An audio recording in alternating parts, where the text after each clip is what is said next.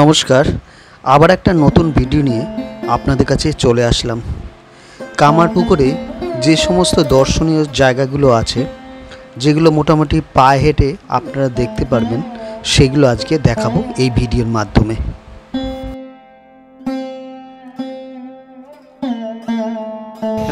তখন মা সারদার মনে খুব দুঃখ হচ্ছিলেন যে কামারপুকুরে আসলাম, এখানে তো গঙ্গা নেই, আমি কোথায় গঙ্গা চান করব। তখন ওই রামকৃষ্ণদেব দাঁড়িয়েছিলেন, ওনার পা দিয়ে বেলপাতা জবা ফুল এসে এই হালদার পুকুরে পড়েছিল। আর মা সারদা যখন গঙ্গা দেখেছিলেন, ভোরের বেলায় একা একা চান করতে আসতেন। এই যে গেটটা নতুন হয়েছে, রামকৃষ্ণদেব অষ্টসখী পাঠাতেন মা সারদাকে, পিছনে 4 জন, সামনে 4 জন, 8 জন চান করাতে নিয়ে আসতেন। আবার চান করা হলে 8 জন পাঠাতেন। সারদা মায়ের এখন হালদার পুকুরের দিকে একটু যাচ্ছি।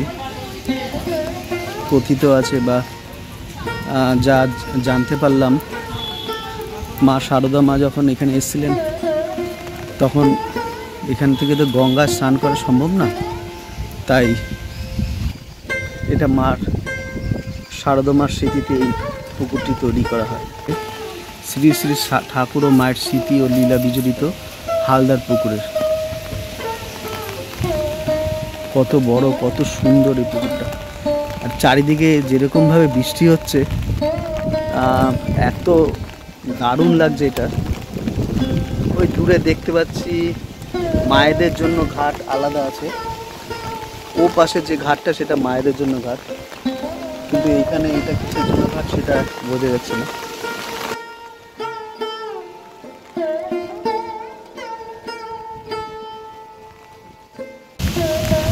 ছাতা মাথায় নিয়ে ভিডিওগুলো করছি, কিন্তু মারাত্মক বৃষ্টি হচ্ছে। এখন আমরা হালদার বাড়ির পুকুরের সামনে দাঁড়িয়ে আছি।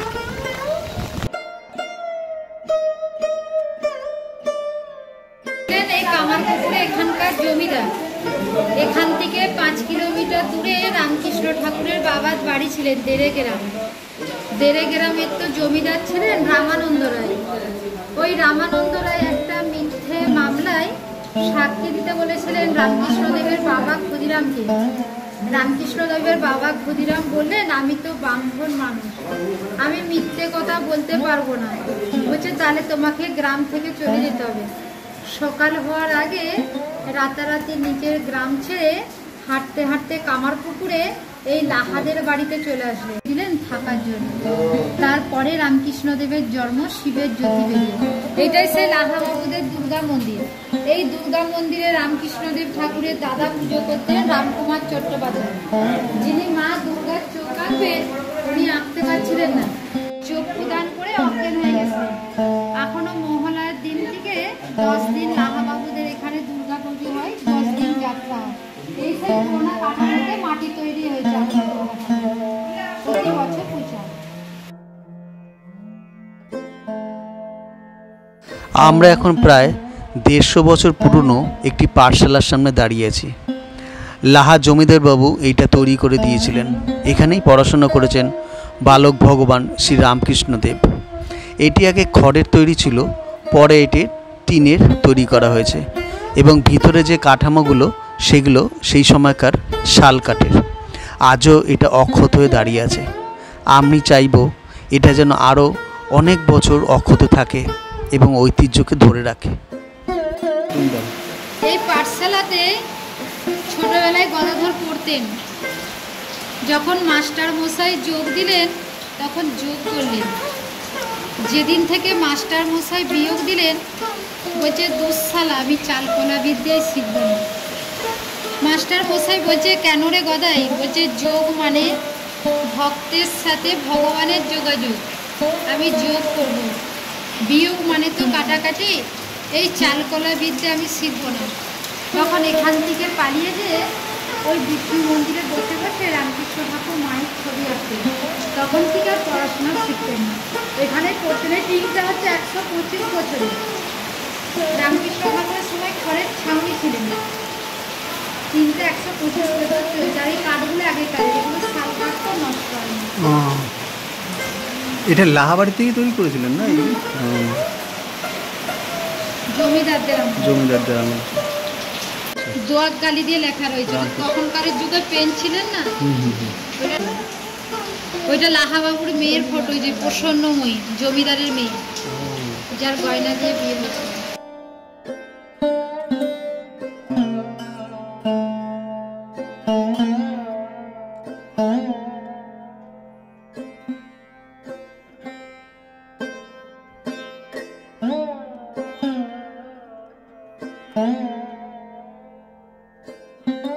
ধর্মদাস লাহার কন্যা প্রসন্নময়ী প্রতিষ্ঠিত শিব মন্দির।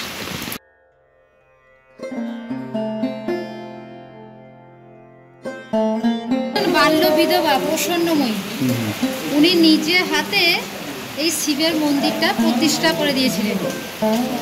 যখন জয়রামবাটি বিয়ে করতে গেলেন রামকৃষ্ণ ঠাকুর, ওনার মা খুব কামারপুকুরে গরিব। তখন এই জমিদারের মেয়ের গয়না দিয়ে 6 বছর বয়সে বিয়ের পরে সারদা মাকে কামারপুকুর আনলেন রামকৃষ্ণ। যখন গয়নাগুলো পরে রামকৃষ্ণ ঠাকুর ঘুমিয়ে গেলেন, ঘুমন্ত অবস্থায় রামকৃষ্ণদেব গয়নাগুলো খুলে এই লাহাবাবুদের গয়না লাহাবাবুদেরকে ফেরত দিলেন। ঘুম ভাঙতে সারদা মা উঠে খুব কান্নাকাটি করছেন, বাচ্চা মেয়ে তো, গায়ের গয়না কোথায় গেল। তখন রামকৃষ্ণ ঠাকুরের মা বুঝাচ্ছে, বৌমা তুমি কেঁদো না, ও তো দানের জিনিস, দানে ফিরিয়ে দিয়েছে, আমার গদাই দেখবে তোমায় পরে অনেক গয়না দেবে। কিন্তু সারদা মায়ের কাকা শুনলেন না, কোলে করে সারদা মাকে নিয়ে জয়রামবাটি চলে গেলেন। আর কামারপুকুরে বলে গেলেন, আমাদের মেয়ে আমরা ঘর করাবো না। তখন রামকৃষ্ণদেবের মা বলছে, দেখ গদাই, নতুন বউ নিয়ে চলে গেল, বলছে বিয়ে তো আর ঘুরত হবে না, যা হবার হয়ে গেছে। যখন জ্ঞান হবে ও নিজেই কামারপুকুরে ফিরে আসবে। জ্ঞান হওয়ার পরে যখন সারদা মা ফিরে এসেছিলেন, রামকৃষ্ণদেব নিজেই 2 হাতে 2টো বালা দিয়েছিলেন। ওই বালাটার নামই হচ্ছে সারদা বালা। ওই সারদা বালাগুলোই মা সারদার সব ফটোই পড়ে থাকেন। রামকৃষ্ণ ঠাকুর যখন দেহ রাখলেন, সারদা মা দক্ষিণেশ্বরে দাঁড়িয়ে গঙ্গায় ওই বালাগুলো খুলে বিধবার সাজ করছিলেন। রামকৃষ্ণদেব বললেন, আমি মরিনি, আমি তো এ ঘর থেকে ও ঘরে গেছি, তুমি বিধবার সাজ কোনোদিনও পড়বে না। ওই জন্য সারদা মা সিঁদুর, লাল টিক, বেনারসি পরে থাকে। এটাই সে লাহাবাবুর মেয়ে শিবের মন্দির প্রসন্নময়ী। আর এটা রাস মন্দির, কার্তিক পূর্ণিমায় লাহাবাবুদের এখানটা রাস হয়।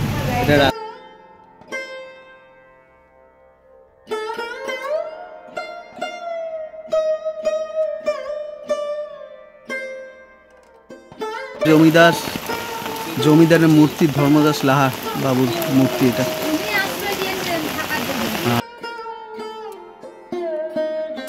বিষ্ণু মন্দিরের ভিতরে ঢুকছি, লাহা বাবুর বিষ্ণু মন্দির। চলো ভিতরটা একটু দেখে আসি। চান টান করিয়ে রামকৃষ্ণদেবকে ওনার মা ওখানে পাঠশালায় পড়তে পাঠাতেন 5 বছর বয়সে। আর উনি পড়াশোনা না করে এই মন্দিরে এসে লুকিয়ে থাকতেন আর মা কালীর মূর্তি আঁকতেন। এই মন্দিরটা 3 তলা। এটা যে দাঁড়িয়ে আছেন না, ছাদে একটা মাটির নিচে ঘর আছে, আন্ডারগ্রাউন্ড। এইটা মাঝের তলা, ওই যে উপরে দেখুন 1 তলা। যখন বর্গিরা আসতেন লুটপাট করতে, লাহাবাবুরা টাকা পয়সা গয়না নিয়ে না বাড়ির থেকে সেই মন্দিরে লুকিয়ে যেতেন। আবার বর্গিরা চলে গেলে লাহাবাবুরা ফিরে আসতেন। এটা বর্গি মারাঠাদের আমলের মন্দির। আর মন্দিরের গায়ে দেখুন টেরাকোটার কাজ, বিষ্ণুপুর আছে।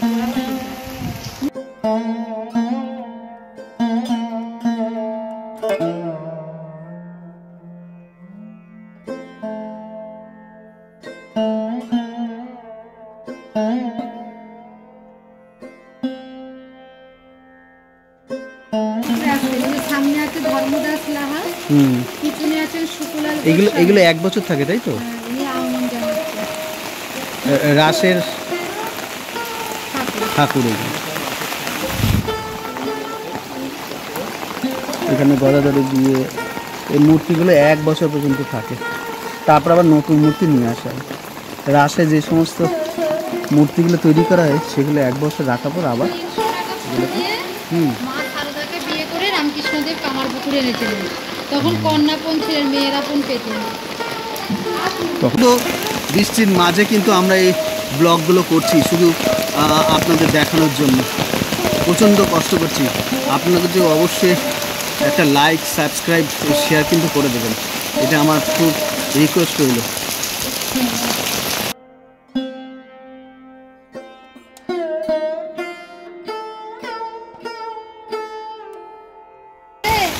রামকৃষ্ণ ঠাকুরকে নিয়ে গেছিলেন ওনার দাদা পুজো করার জন্য।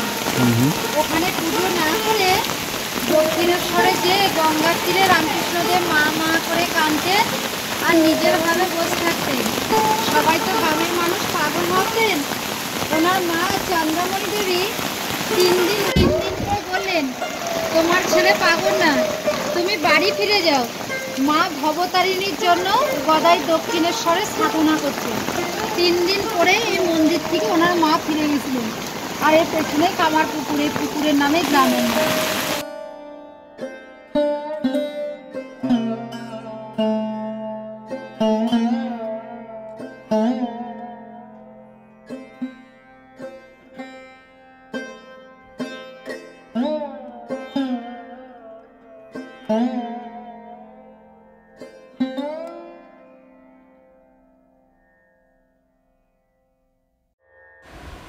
এখন আমরা যাচ্ছি কামারপুকুরের দিকে। এই গোপেশ্বর মন্দিরের ঠিক পিছনেই আছে বিখ্যাত কামারপুকুর, যার নাম করে এই গ্রামের নাম হয়েছে কামারপুকুর।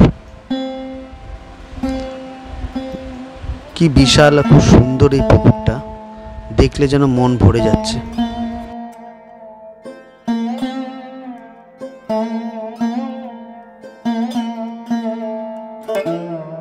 কামারপুকুরের আশেপাশে যে বাড়িঘরগুলো দেখছি তা অধিকাংশই লাহা পরিবারের। এখানে প্রায় 500-রও বেশি পরিবার এখানে বসবাস করে থাকেন।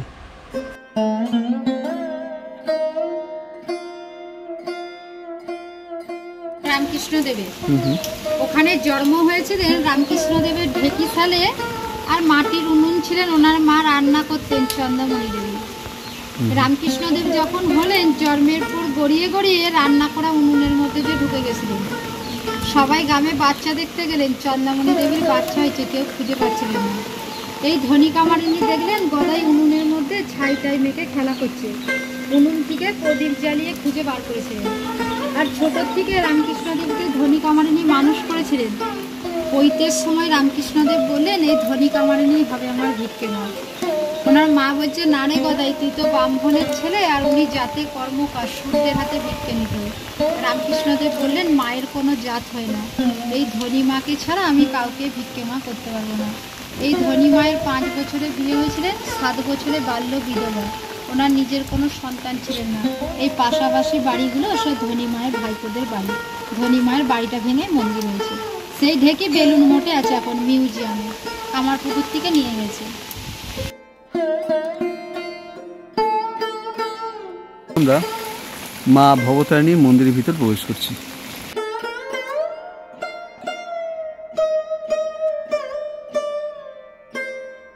কৃষ্ণ ঠাকুরের ভিক্ষা মা, ওনারা এই মন্দিরটা প্রতিষ্ঠা মন্দির। ওনারা কলকাতায় থাকেন, পুজোর সময় আসে বছরে 2 বার। ওজন দাড়িপাল্লায় যে লেখা থাকে না, রাধাচরণ কর্মকার, উমাচরণ কর্মকার, ওনাদের মন্দির।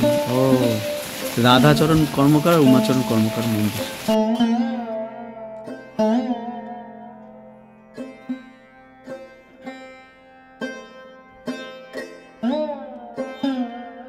আমাদের ভবতারিণী মন্দির দেখা হয়ে গেল। এখন আবার একটা জায়গায় দেখতে যাচ্ছি, হেঁটে হেঁটেই দেখছি। এটা হাঁটা পথে, শ্রীরামকৃষ্ণ মঠের একদম হাঁটা পথে বোন আমাদের নিয়ে যাচ্ছে।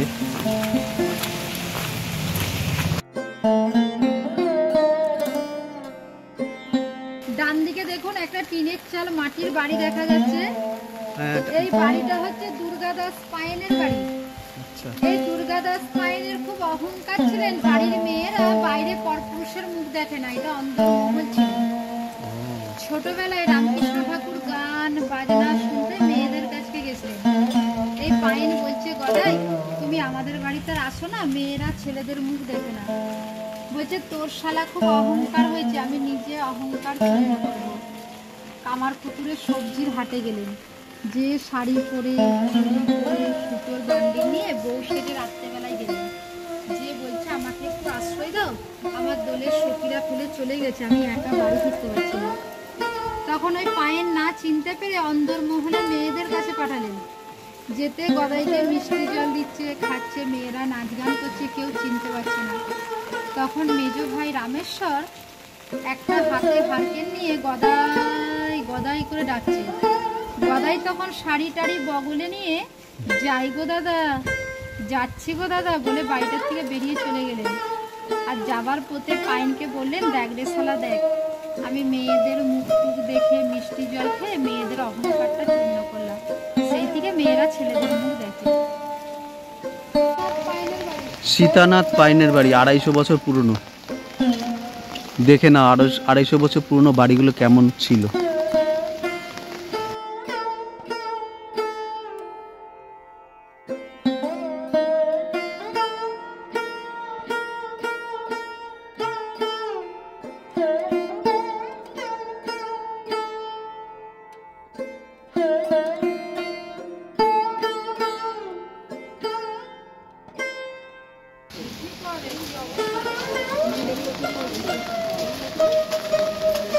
এটা মন্দির ছিলেন দাদা, ভেঙে গেছে, বিষ্ণু মন্দির।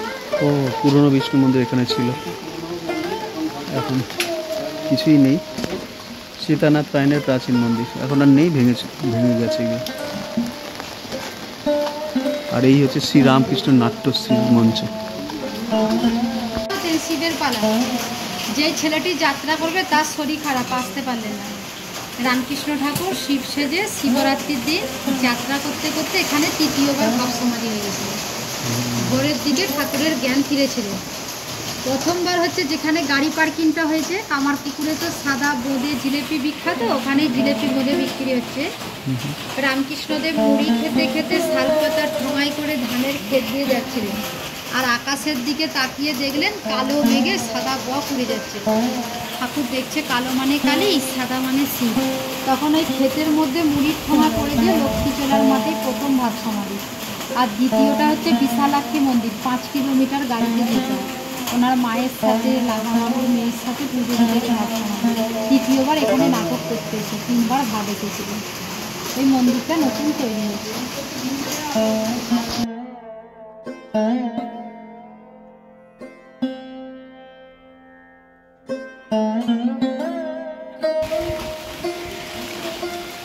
ছোট ছোট এখানে দোকানের স্টলও রয়েছে।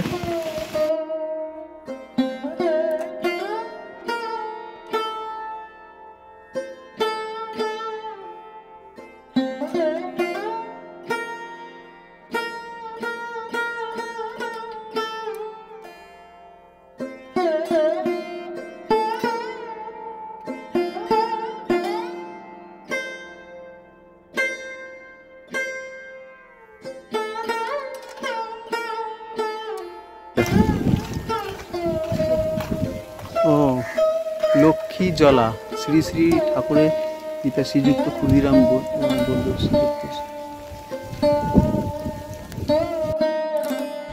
এই সেই লক্ষ্মীজলা মাঠ যেখানে ঠাকুর প্রথম ভাব সমাধি হয়েছিলেন।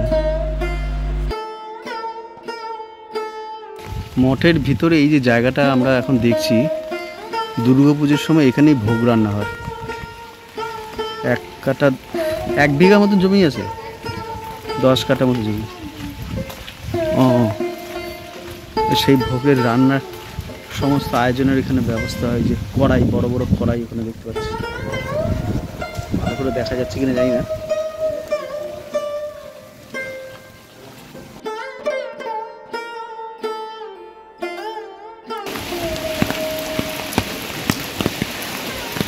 এখন আমরা যাচ্ছি লাহা পুকুর ও বট বৃক্ষ। সেখানে একটা ঘটনা রয়েছে। শ্রী শ্রী ঠাকুর ও ভাগ্নের হৃদয়ে একদিন বট বৃষ্টিস্নাত পড়ন্ত বেলাতে ভূতির খালের দিকে বাড়ি ফিরতেছিলেন। ঠাকুর লাহা পুকুরে কর্দমাক্ত পা ধোয়ার জন্য এলেন। সঙ্গে সঙ্গে একটি মাগুর মাছ ঠাকুরের পায়ে জড়িয়ে পড়েছে। ঠাকুর বললেন, পালা এক্ষুনি, হৃদয় এলে তোকে মেরে ফেলবে। তারপর মাছটি চলে যায়। বাড়ি ফিরে ঠাকুর তার মাকে ঘটনাটি বলেন। মা বলেন, বেশ করেছিস।